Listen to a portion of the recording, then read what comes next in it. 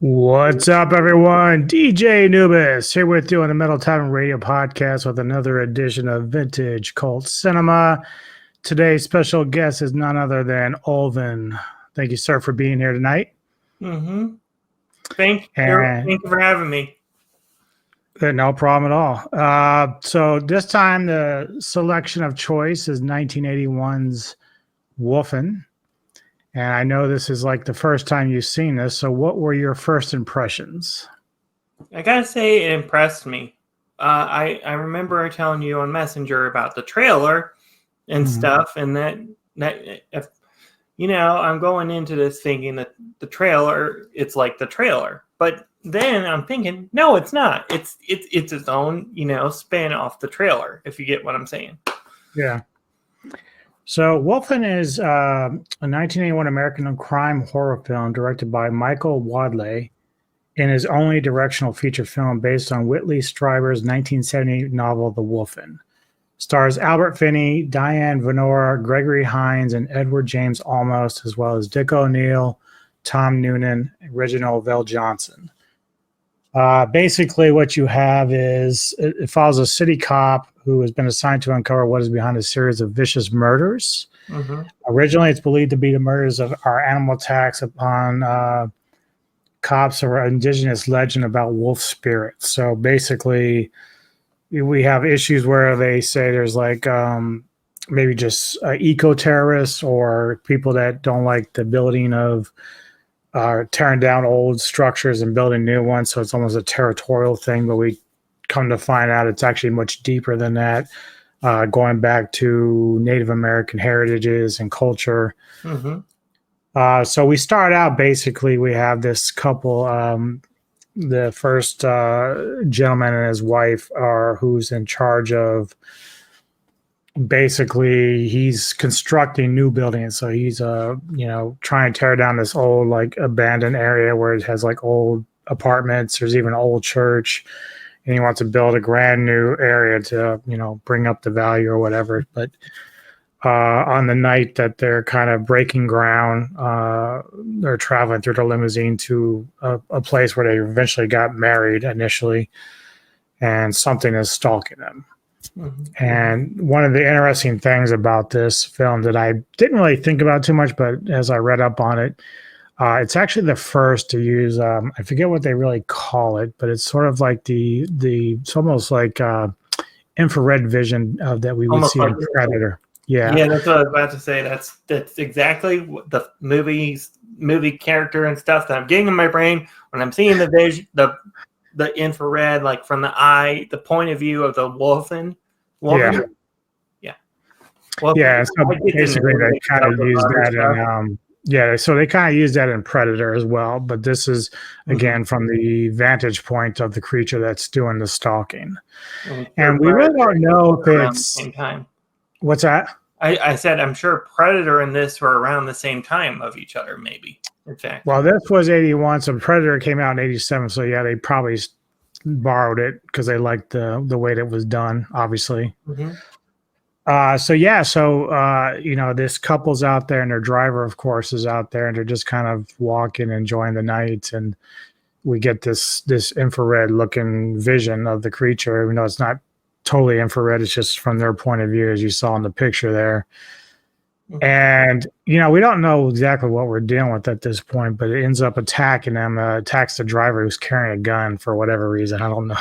Maybe it's because he's supposed to be protecting the guy as like a bodyguard as well as a driver, I guess. But loses his hand, and then of course the CEO and his wife end up getting slaughtered and murdered right there in the park. Mm-hmm. Just to this gentleman played by Finney, who's the cop, and he's being called in, of course, by the character played by Dick O'Neill, who obviously, he's been around for a while as well. I'm trying to remember some of the films he was in. Some of the ones that stood out to me really is like The Honeymooners. As far as film roles, he was in Gamera the Invincible, believe it or not. So if we ever cover that film at any point on your channel or mine, I'll have to go back and see if I can spot him in that. I've only seen if I'm not mistaken, I've only seen the dub of Gamera. So I think Invincible might have been the first one. I can't remember. yeah, Canberra. Either way, he was also in the original Taken of Pelham 1, 2, 3. So he's been in a few things. I've recognized him over the years. But yeah, he's the one that eventually gets Tenney, who's his character is Detective Dewey Wilson, and so he's the one that's going to be investigating this. And of course, he has a forensic friend played by Gregory Hines, who's mainly known for his tap dancing and movies like White Nights, which is one of Neko's favorite films. So he's go ahead. I was talking to one of my co-hosts about this movie because he had seen this movie, Geek. Mm-hmm. Yeah, he mentions he read the book. He likes the movie as well. He said there. I asked him. I'm saying on Messenger. I'm like, wow, this movie is a cool take on the werewolf. And then he's like, oh, it's not actually werewolves. They are based. So according to this, they're supposed to be an offshoot of wolves where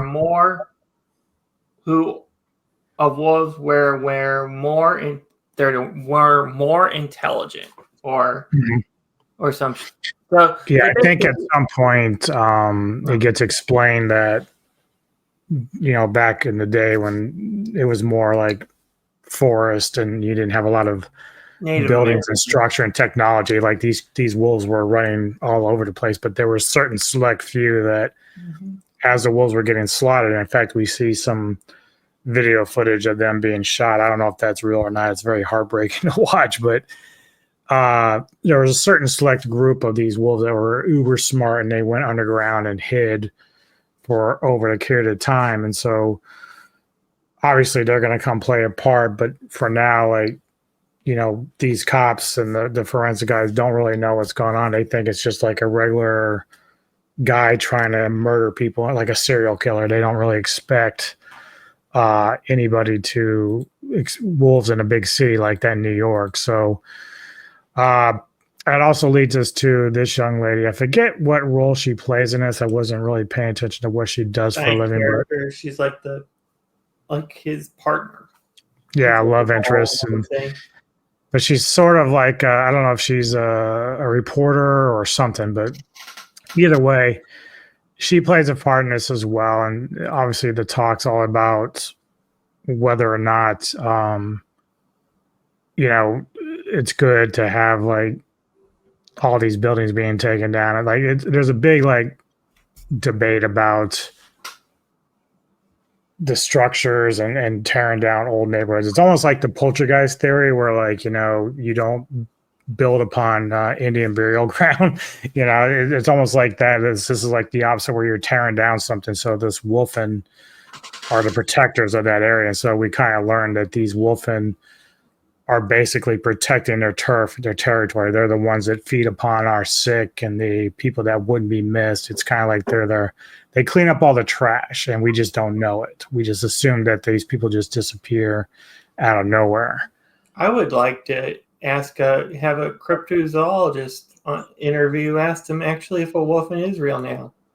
I don't know. I mean, that's something that, you got me interested in look it up and stuff. If the Wolfen is actually a real thing like the Dog Man or other, you know what I mean? You got me curious enough to find out. Well, wolves have always kind of played a factor in Native American culture, especially when it comes to shape shifting, because we kind of learned that through Almus's character, who's playing Eddie Holt. And, you got some Native Americans here that in this movie are working on the bridge, the Golden State Bridge, and, but they also have their old traditions. They have their own little clubs that they hang out and they still believe. And at least some of them, not every Native American that we learned through this movie believes in the myth of these Wolfen. It's only like a select few. 30 that believe. Yeah, it's really just mainly the older ones and of course Eddie Holt. So they believe in the old like mythology behind the wolves and what they're there for and what they do. So anyway, so as Wilson is investigating all this, they start finding out that again more people start showing up dead in this like construction area where they're trying to build this stuff because their job is to continue to try to build there, but more and more people are getting attacked, and then we find people being attacked across the city and other parts like the Bronx.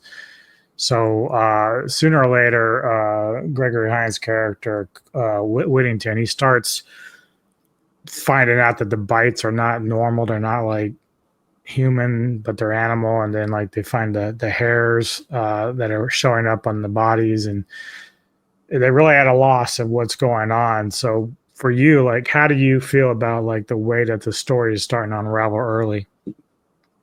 I feel it's interesting. It's like a mystery. It's like, I mean, I have to use like the Saw movies, like as an example. You've got a killer on the loose, and you've got all these clues that you patch together to figure it out. It's kind of like one of those This movie felt like one of those kinds of movies, because each kill, there's like evidence left behind of what caught of the stuff. You just have to put the clues together like a puzzle in order to figure out the answer.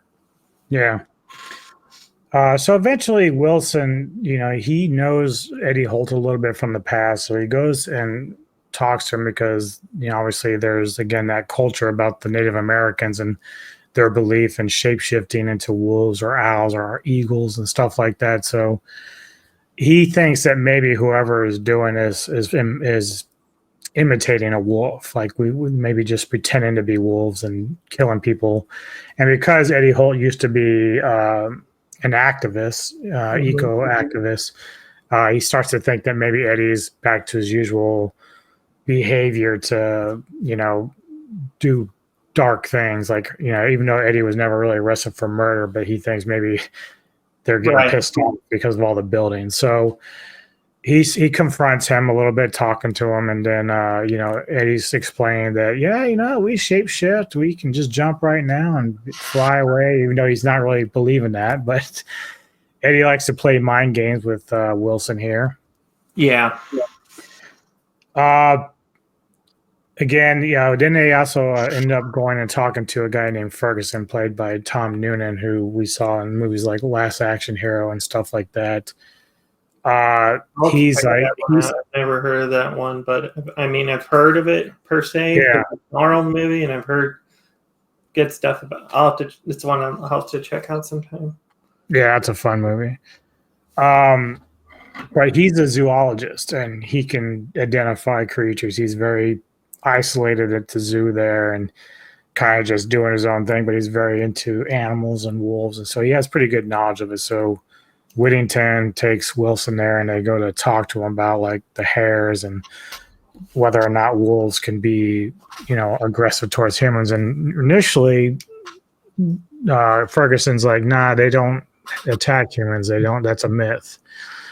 Then it's also, he's like, we don't have any in New York. It's just not possible. They're not native to, cities. So he doesn't believe that it's actually wolves. He thinks it's just somebody posing as a wolf and doing nasty things to people by killing them and whatnot. So again, we get some stuff with, Wilson and the girl played by Venora, detective. She's actually another detective, Rebecca Neff, and, they're getting closer and stuff. Eventually one night though, Ferguson is, watching some film on wolves, and this is of course where we see some of the past atrocities committed against eradicating wolves, because they are close to being extinct. Yeah, I was going to say something before about the clip thing that you just mentioned. I would, if I'm a director and stuff, I want them to get a point of view of what the creature, like let's use the creature feature like the Fang, for example.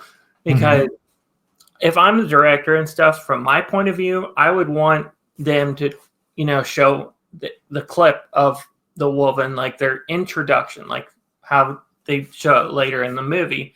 I would start there, because then you catch the audience, because you got their point of view of how you do you're going to say, oh, so-and-so years later or whatever, And Well, then apparently the book is a little more detailed, and I don't know, Geek could probably confirm this. I haven't like read the book, but apparently even the original script, because originally this movie was like 4 hours long. So that means he really had to edit it down to get it down to 1 hour and 54 minutes. But apparently in the book or in the original script, they were starting back in the 17th century with these creatures, kind of showing what they were representing back then. But I would have done like exactly from the book, like, you know, not ripped it from ripped material, but yeah. But it depends too. Like he might have had some of that in there, but decided, because the other advantage here is that he wants to kind of keep it a mystery, because sometimes we don't know if this is actually like an actual werewolf film. We don't know if someone's actually changing into something and doing this damage. That's why it's kind of a funny watching Eddie Holt run around naked on the beach, and Wilson's following him, thinking, "Well, is he going to change into something?" And of course, all it is just right. Eddie Holt messing with him, pretending that he is like a shape-shifting creature. Mm-hmm. So that was a weird scene to me, him running around on the beach. I'm like, what are you doing, dude? You're so weird. yeah, well, he's like fucking with him hard, man. He's like, because they just have this past. They kind of tolerate each other, but they don't really like each other. So it's like he just messes with them. This was also a young introduction. This is a younger Albert Finney introduction, because I know him best personally as Kincaid from Skyfall. Yep. Because he's also in the Bourne Ultimatum and Supremacy. He's a great actor. The Firstborn, I didn't see all in full, but I did see some of it. I didn't. It's one of those I have to sit down and watch them all when I have time. Yeah. Yep. So he's a really great actor, obviously. So watching him in like a younger role, I kind of forgot this was him initially until like a few years ago when I rewatched it. I was like, oh yeah, it is him. Mm-hmm. So one night Ferguson's watching this film on the wolves, and because he's very curious about the case and why they're seeing bite marks and the hairs and everything. So he starts to think he hears like wolves outside his window, which of course we do see the wolves are kind of like through their vision approaching the zoo and everything. So clearly he hears something. So he decides, and it's actually kind of smart, although he should have just done it from his house, but he calls and places a false fire call to the fire department, because he knows that if they make a loud sound, the horns and everything, that's going to get the wolves to cry out and speak to him. Mm-hmm. So he rides his little motor scooter out to the park in the middle of the night, and he's in like a little tunnel, and he hears the fire engines and everything going. Then of course he starts hearing the wolves, and so he's actually pleasantly surprised. He's like, wow, this is awesome. These wolves are out here in the city. But then it turns very bad, because the wolves all of a sudden are starting to hunt him, which he did not expect.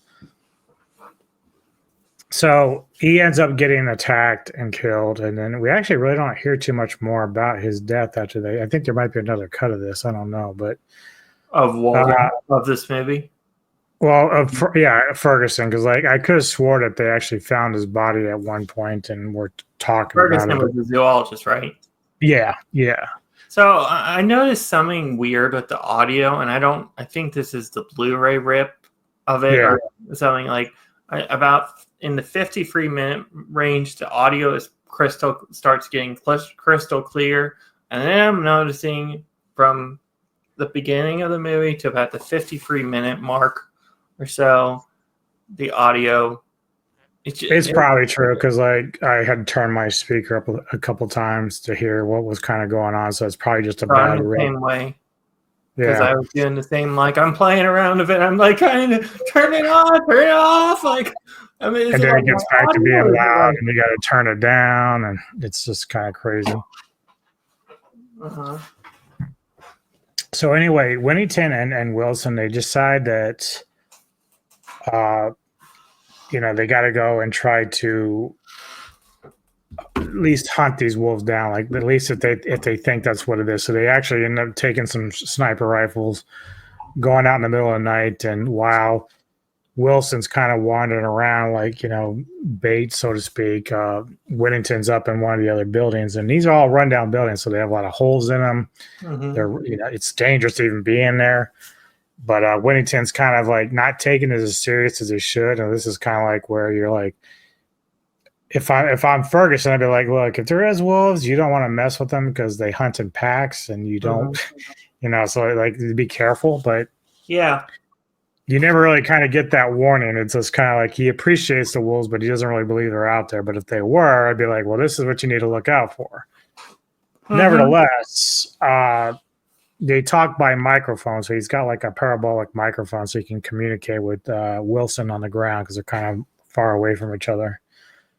And as this is going on, one of the wolves ends up coming upon Whittington, and he doesn't know it. And then the next thing you know, once we see it, and I honestly, I love how they did like the look of the wolves and the anger and the viciousness of them. They just look totally terrifying. Now, I don't know how the wolves were done, if it was practical or like animals or not. I think it's a little both. There's like a scene towards the end when it's on, like, I think it looks like it's on a bus. And the way the trail is kind of going, it's almost like it's an animatronic.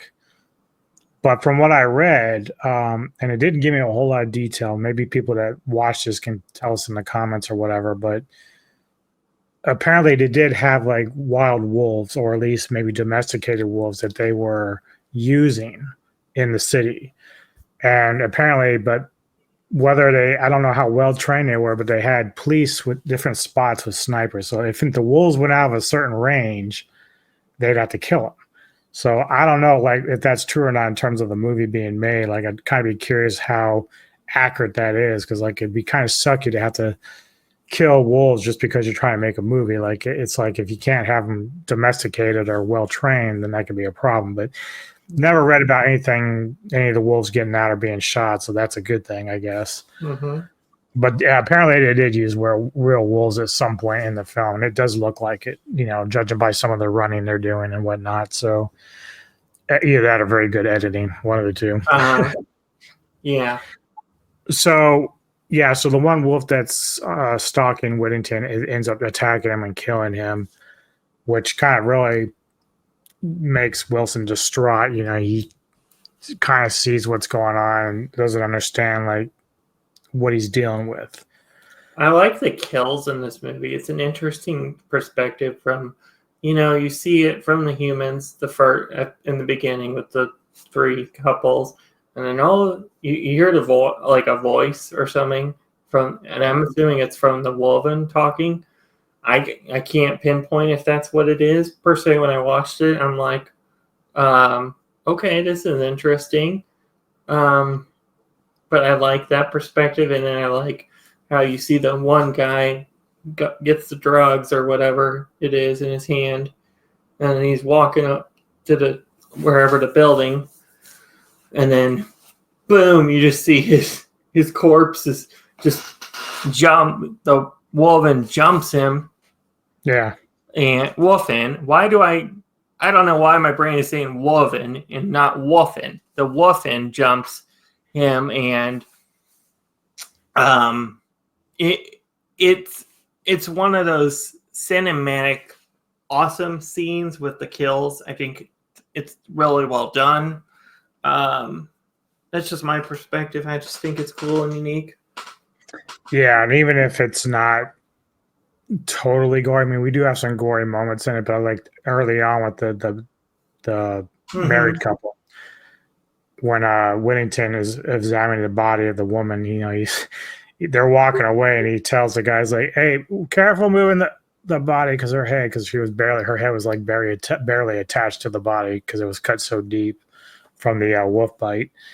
But you don't ever see like the head roll or anything in that particular case. But certainly later on, we get to see a nice kill with Dick O'Neill's character. But so after Whittington is killed by the wolf, Wilson now shows up at this local pub where all the Native Americans in the neighborhood stay and drink and unwind and everything. And of course, Eddie Holt's there, and of course the older Native Americans, and you could just tell that Wilson looks totally defeated and distraught. Like, he just lost a friend of his. He was really close with Whittington. And he sits down, and of course, this is where Eddie starts telling him that, you're not really dealing with what you think you're dealing with. Like, you're not a hunter. You're like already dead. Like these things are like smart. They're almost godlike. And the old man's like trying to tell him, like, you're not going to be able to beat these things. They're here to protect. And of course, he's trying to understand, like, they tell him that the Wolfen, they clean up the city's trash, that there's like homeless people or people that are sick, because they talk about when they actually kill the humans, they don't eat the diseased parts of the body. So like if you're having kidney disease or heart failure or whatever, they don't touch those. They just take the rest. Yeah. But the way that the Native Americans explain is like, they do this because no one really would notice these people being gone. So when Wilson's like, well, why the married couple, why Whittington? Because they were people would miss. And he's like, well, when you start trying to mess with their home, it's a defensive mechanism. It's you're protecting their home. Yeah. So they will kill you in that instance. So he kind of starts listening to him, and they explain to him like what the Wolfen are trying to do. And so he ends up leaving. And he goes back to the tower where the first couple, the man that I forget his fucking name. What is his name? Let me see if I can figure it out. Is it Ross? Let me go back to the beginning here. Well, the character name was Christopher Van der Veer, and he's the one that's basically he's in charge of constructing the new building. So they go back to the tower where he resides in his business. Of course, he's dead now, but they were looking over his penthouse there and trying to gather like clues to why he died initially. I actually, if they actually filmed this in New York, I don't know if they did or not, but if so, I've gotten to see where that filming location. I don't know if they got listed on wherever you got the information and stuff about the characters and stuff. If they have the filming locations, but I've actually gotten to see. I've been to. I do think I went to the Battery Park but. It says when the movie was filmed, major parts of New York's boroughs were undergoing regentrification. This was incorporated into the story that is First Nations, NAM protesters, yada, yada, yada. So it looks like, they don't really say that it wasn't in New York, so I'm thinking it probably was, but let's see. Yeah, some of it seems like it was in New York. I don't see anything that says it was anywhere else. But I'm sure that they probably mixed it up because you don't want to draw too much attention. Yeah. You get a lot of people looking at it. New York. I just Googled the filming locations, and it says South Bronx, Central Park, and Lower Manhattan. Specific locations include the northeast corner of 172nd Street and Seabury Place in the Bronx. The church that was built. Filming also took place in Chase Manhattan Bank Building, Battery Park, and Chumley's in Greenwich Village. Yeah, and also another cool thing is James Horner does the music in this, which he's really good. I didn't realize that was him. I didn't until you said that, because I'm like, this sounds like his type of music. I mean, amazing composer, phenomenal. Yep. I would put him there with John Williams as good of a composer. Definitely.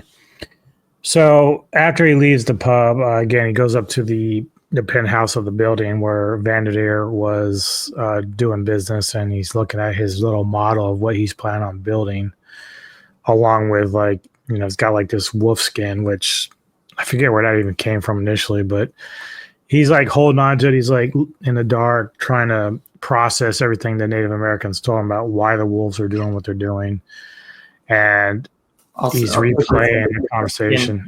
in chat, but I found a site and it talks about this movie on it came out in 2019. I'll put the URL in the comments so you can if you want to Google this. Okay. Wait. How can I? Okay. I've got the wrong channel on. Let's see if I can't. There we go. Is it on Facebook or this one? Okay. It's now. It's going to be on the. Okay. Add a destination postcard. Okay. I'll send it for Facebook. Okay. So he's up there and he's just kind of replaying the entire conversation that he had with the Native American about like how he's got to handle this because it's not as easy as he's gonna think it is. It's in it. Okay. Let me see what we got here. It's got screenshots from it also.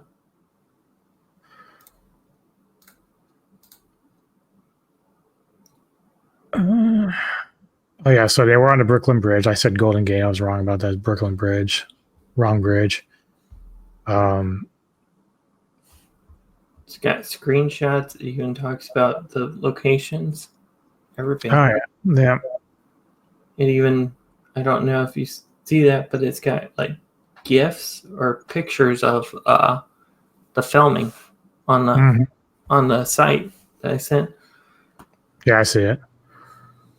Yeah, it's pretty nice. I'll probably put this link in the description when I'm done so people can kind of look through it.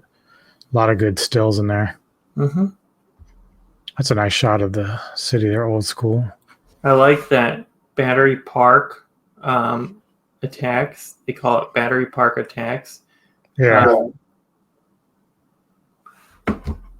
I was when I mentioned the kills, I liked how I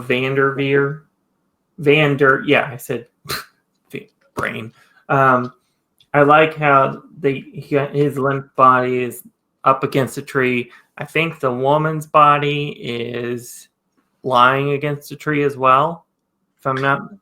Well, actually, it's more like there's like this thing in the middle that's twirling. It's almost like a jungle gym of sorts, but it's only like on sails almost.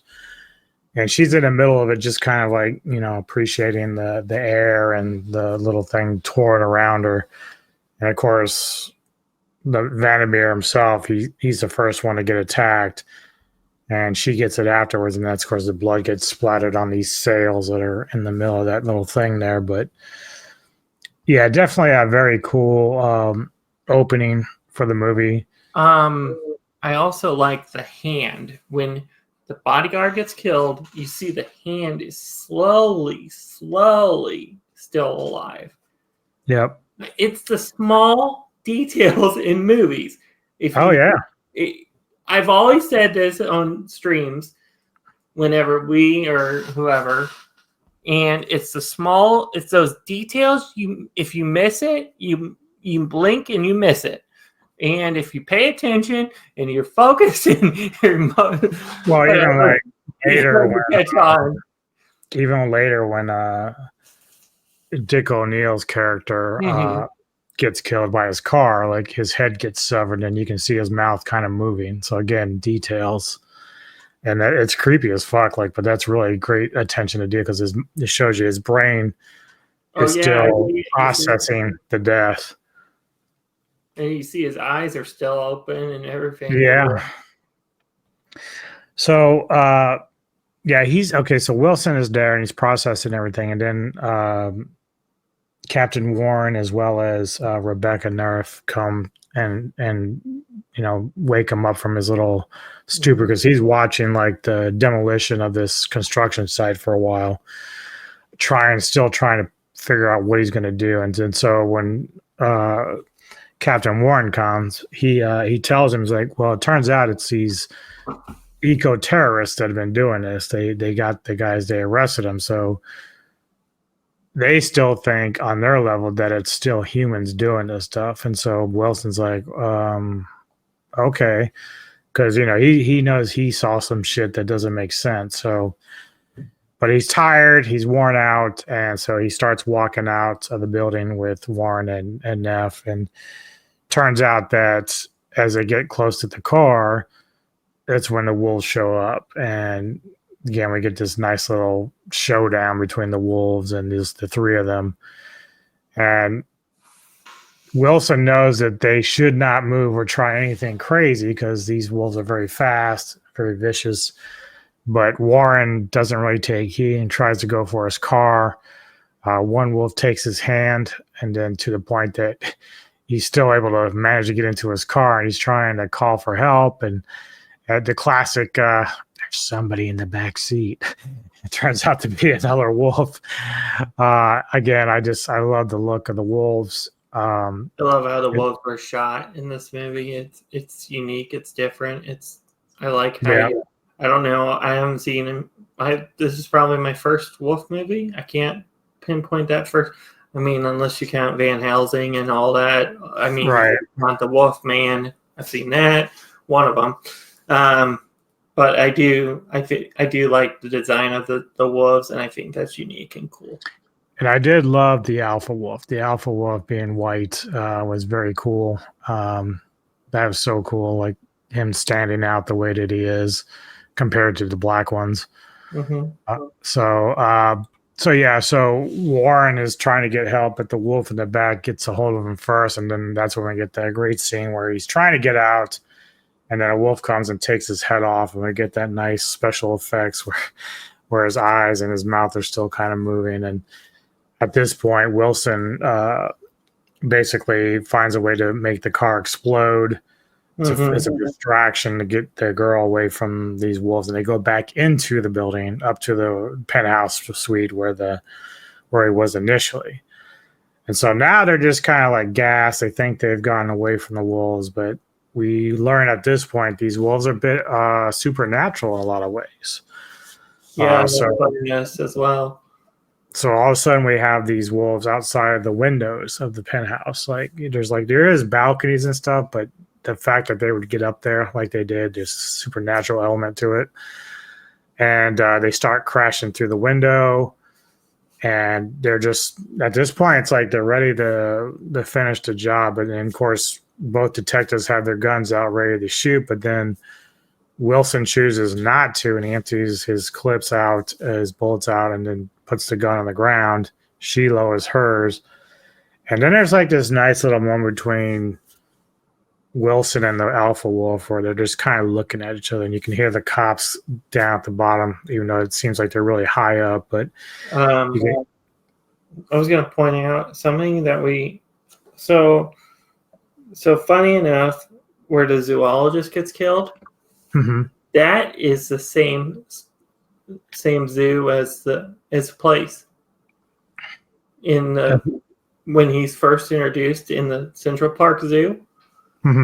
That's the same spot as his kill. Oh, okay. I don't know if you noticed, but I'm reading off that site as well, and that's they're talking about how where he falls off the bike. It's the same spot in the zoo that was featured earlier in the movie, but figuring out the tunnel, there's a tunnel that's also in the. Well, yeah, maybe is the zoo in the park? Like, I don't know. I've never been through New York, so it might actually be located. Yeah, I've never actually been to the Central Park Zoo, so I can't answer that. I never went to maybe one of our people in the Sci-Fi Society that's close to or been through, or can pinpoint exactly what we're. Yeah. So Wilson is basically staring down the alpha wolf, and he takes a shovel that usually used for breaking ground, like when you're celebrating like a new construction, and he just starts destroying the model that Vanderheer had for his idea for his new building and structures and everything. So he destroys the model, just tears it up, and basically he's saying to the wolves that, like, we're not going to create anything here. Like your home is safe. You can still hunt here. And at that point, the alpha wolf howls, and the rest of them join in, and then they just start disappearing before the cops come through the door trying to shoot at them. But they literally like disappear, like they just start to vanish, which is very interesting. So it is a very interesting part of this movie because through most of it, you kind of think that these wolves are like, even though we do know they're physical in some way, we don't realize that they're actually supernatural in some other way. So it's kind of an interesting approach to the lore of the wolf itself. Overall, how did you feel about the ending and where it went? It felt like a proper ending. I do have a theory that the Wolfen could be Eddie. I'm just gonna make a guess because I don't know for sure if we have an identity on the human form, before he for the Wolfen. I'm just guessing, or it could be that older guy.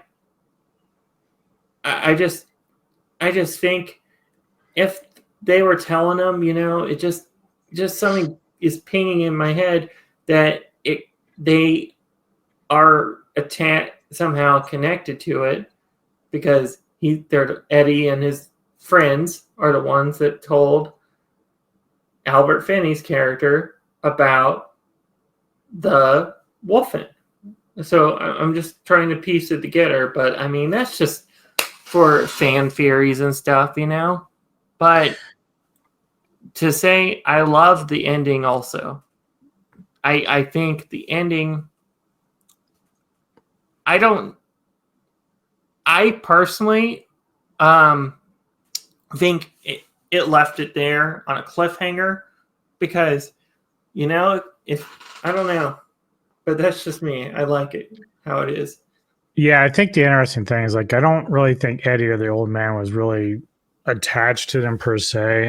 Like I said, but because of their culture and their history with mythology with wolves and shape shifting, I think I kind of look at it like almost like how some of the Hawaiians look at sharks. So like there is a belief in Hawaiian culture that your soul when you pass goes to like some of you may go to like sharks. Like you might become a tiger shark in spirit.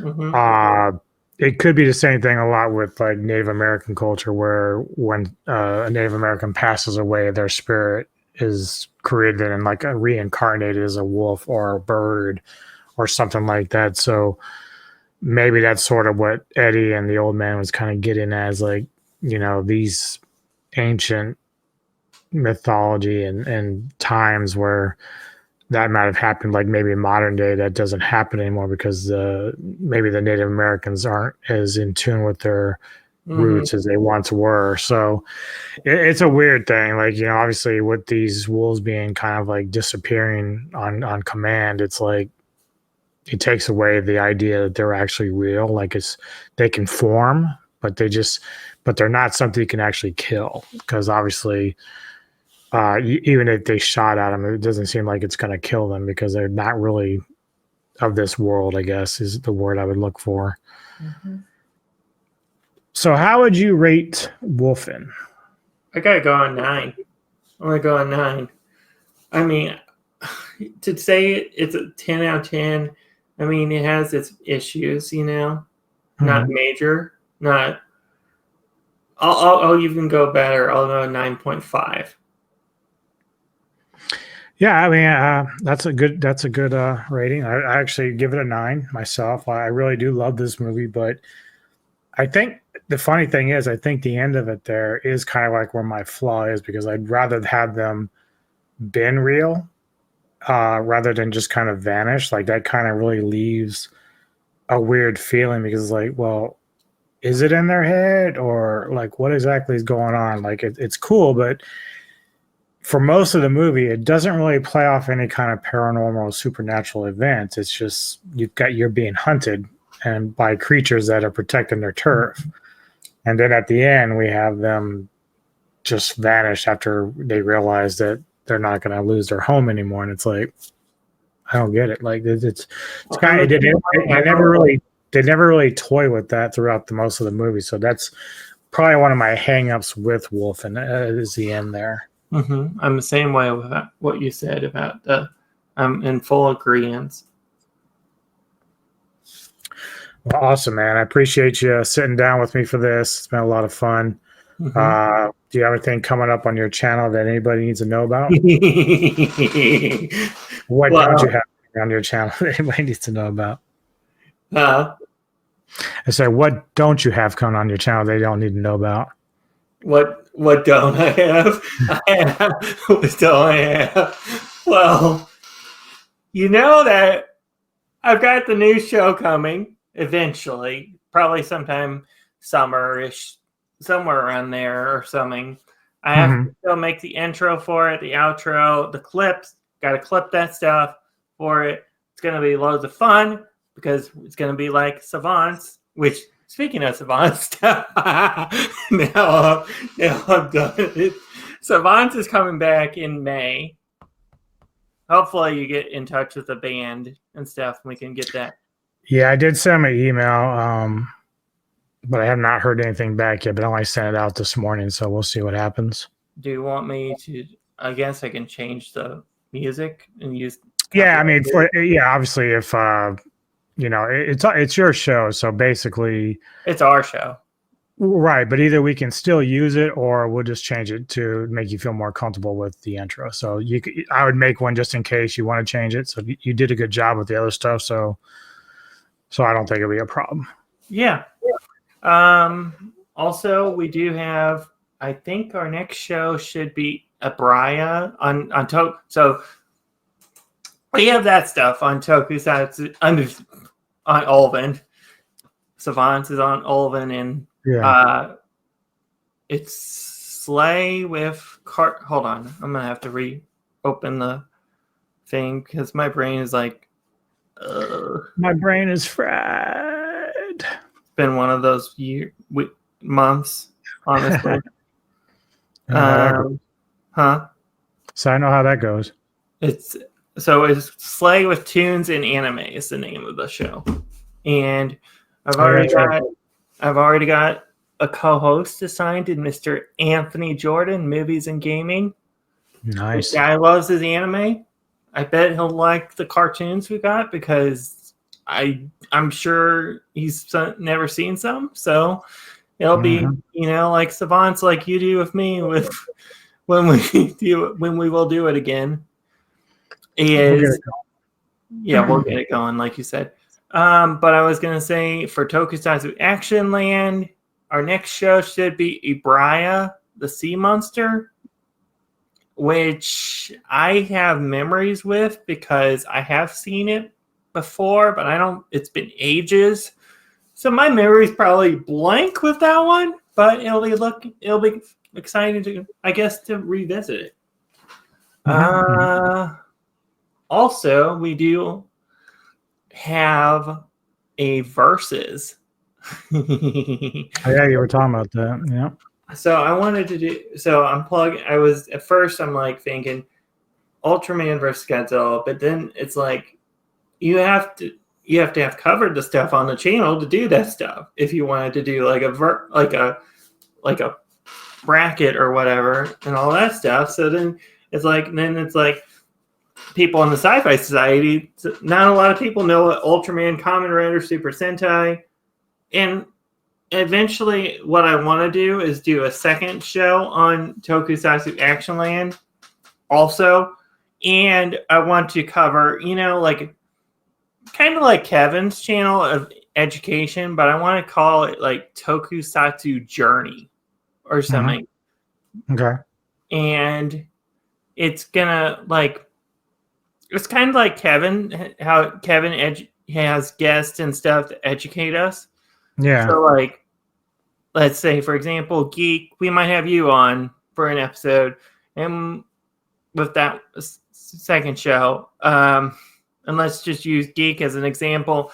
Geek is going to teach us all about Garo because he loves Garo, or he can teach us about Kamen Rider. I mean, me and him can do Kamen Riders. And or like Super Sentai, I know Super Sentai like the back of my hand, a lot of it, because I mean it was adapted into America in Power Rangers. So I mean there's big differences also. Yeah. Big. Because Sentai has turned like 50 almost here in a couple of years. It'll be in that range. So, but then Ultraman, I am so scratchy with Ultraman. It's like I'm a CD that has never been so rusty because I have never seen Ultraman and stuff. Or, I mean, I know my Metal Hero is pretty good. But I mean, that's just what I have. Something I have planned down in the pipeline. I am gonna do with the verses. So I'm gonna. I guess some of you will be on Team Gamera, other Godzilla, because the reason I said Gamera is because Gamera is the next planned projects after the Godzilla franchise. And I have only seen the original Gamera, so I am blind as a bat to the Gamera movies. So I would like to check them out because they have interested me, and we'll cover like Space Amoeba and all that cool stuff that that the Entertainment Headquarters covers on his channel as well. I'm sure eventually. Yeah. It'll be interesting. Check that stuff out as well, the tokusatsu stuff. I was going to say with the versus, whoever the team, I'm going to do a point system. Whoever gets like X amount of points by the end of the hour or whatever, the end of the show, whoever's on that panel, those people are going to be entered. Oh, if I can get it. Hold on.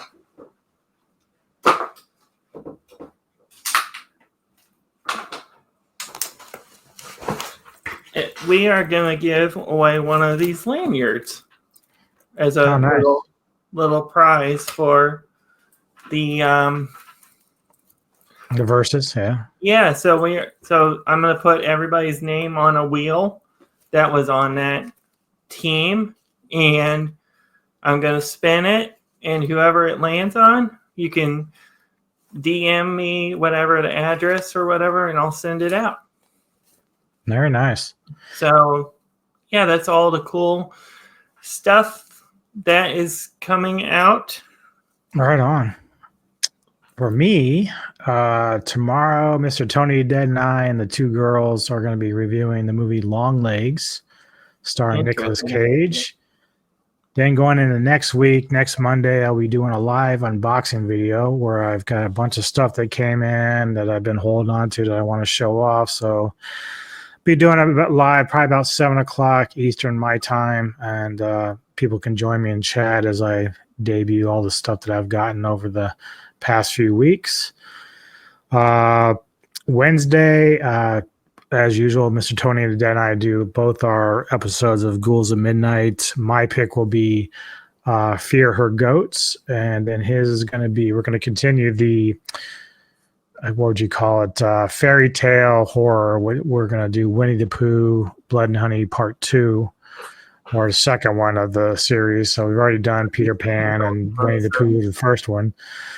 So we'll be doing those. And then Thursday, which is the NFL draft night for round 1 of football, Mr. Edgar Allan Poe and I will be doing a live draft coverage of that, so people can come in if they like football and talk with us a little bit about it as we just break down all the first round picks and what we expect from our respective teams and who we draft in the first round. So it's a lot of fun. We've been doing it the last couple of years, so we'll have fun with that. Then on Saturday, a couple of things I'll be doing with Kevin Lambert. The first one will be the Into the Darkness, where we cover the Rec movies as a franchise, and we'll talk about those as we watch them and kind of go through those.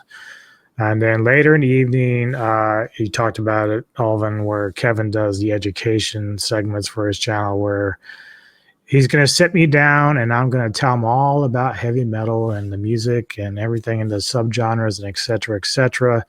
So get ready because I've got a lot planned to throw at him that night. So we'll see how it goes. But yeah, it's going to be a lot of fun and I'm looking forward to it. But of course, Silver Screen will be coming back as well as like any guest appearances that I do on your shows going forward. We just did one for Invasion of the Astro Monster the other night, which was a lot of fun.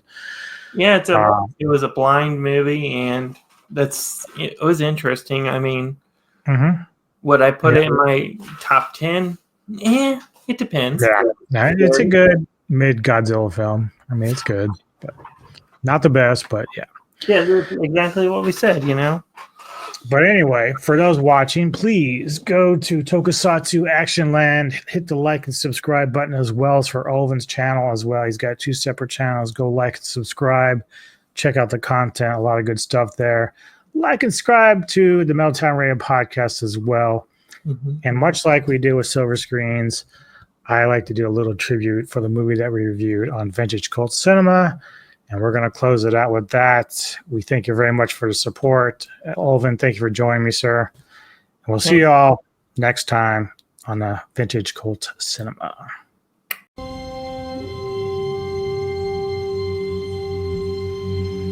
In arrogance, man knows nothing of what exists. There exists on earth such as we dare not imagine. Life as certain as our death.